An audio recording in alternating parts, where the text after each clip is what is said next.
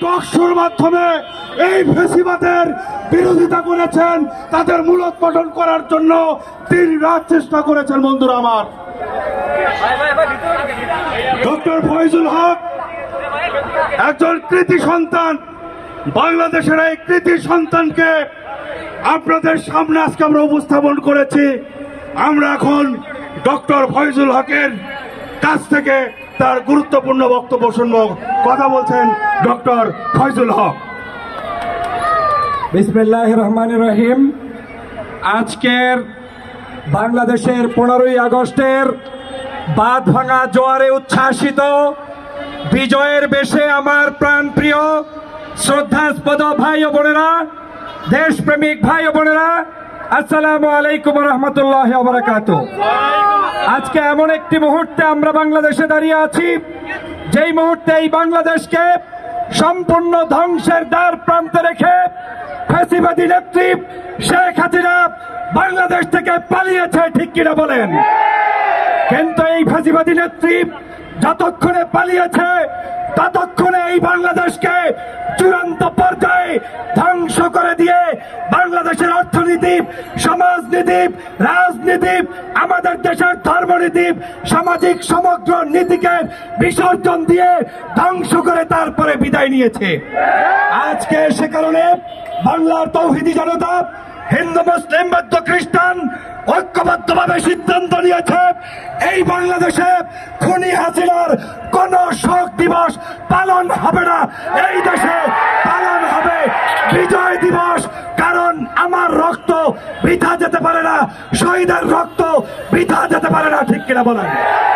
প্রিয় ভাইরা আমার, আপনারা জানেন হাজার হাজার মানুষকে শেখ হাসিনা ওবায়দুল কাদেরের নির্দেশে সবাইকে হত্যা করেছে। আয়নাগরে আমান আল আজমি, মীর কাসেম আলীর সন্তান আরমান সহ তাদেরকে যে পরিমাণ জুলুম করেছে, অত্যাচার করেছে, ইতিহাসে আপনি কোন পাতায় এইরকম অত্যাচার পাবেন না, ঠিক কিনা বলেন?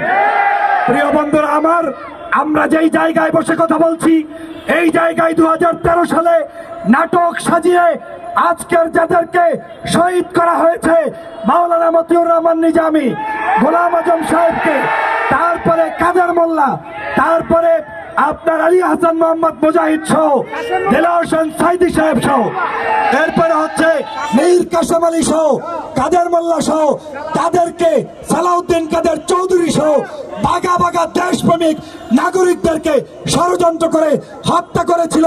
এই শাহবাগ থেকে তার তৈরি করেছিল, ঠিক কিনা বলেন? আজকের শাহবাগের পুণ্যভূমি ছাত্র শিবির, জামাত কিংবা দেশপ্রেমিক নাগরিকদের শ্রদ্ধার পুণ্যভূমিতে পরিণত হয়েছে। আমাদের এই শাহবাগ এখন দিন ইসলামের পতাকা পরতে পরতে উঠছে, ঠিক কিনা বলেন? আজকের এই শাহবাগ দেশপ্রেমিক নাগরিকদের পতাকায় প্রজ্বলিত হচ্ছে, ঠিক কিনা বলেন?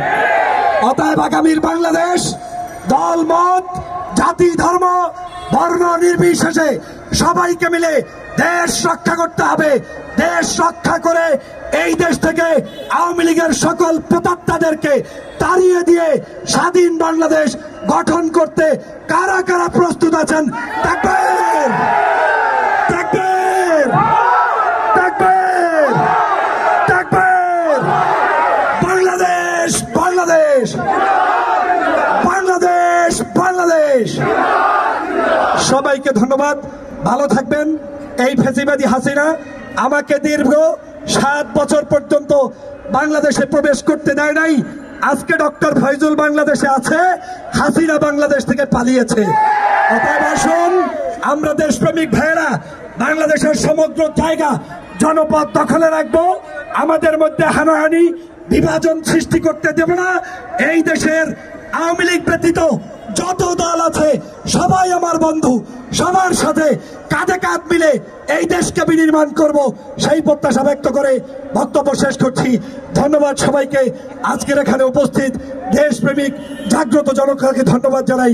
আসসালামু আলাইকুম রহমতুল্লাহ ওয়া বারাকাতুহু। সংগ্রামী জনতা, আমাদের এই দেশপ্রেমিক ডক্টর ফয়জুল হককে আমাদের দেশের মানুষের যারা কবিতা শুনিয়ে উজ্জীবিত করেছিল, সেই মাহবুব মুকুল ভাই আমাদের এই মঞ্চের পক্ষ থেকে ফুলের মালা দিয়ে বরণ করে নিচ্ছেন।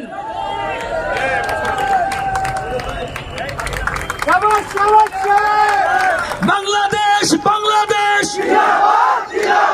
বাংলাদেশ বাংলাদেশ, ফাঁসি ফাঁসি ফাঁসি চাই। সংগ্রামী বন্ধুরা আমার, ফেসিবাদী খুনি হাসিনা দীর্ঘ 7 বছর যাকে দেশে আসতে দেয়নি, সেই ডক্টর ফয়জুল হককে আমরা মঞ্চের পক্ষ থেকে ফুলের মালা দিয়ে বরণ করে নিয়েছি। আমরা তার বক্তব্য শুনেছি। বন্ধুরা আমার, আজকের এই সাংস্কৃতিক মঞ্চ থেকে ডক্টর ফয়জুল হককে আমরা অভিনন্দন জানাই।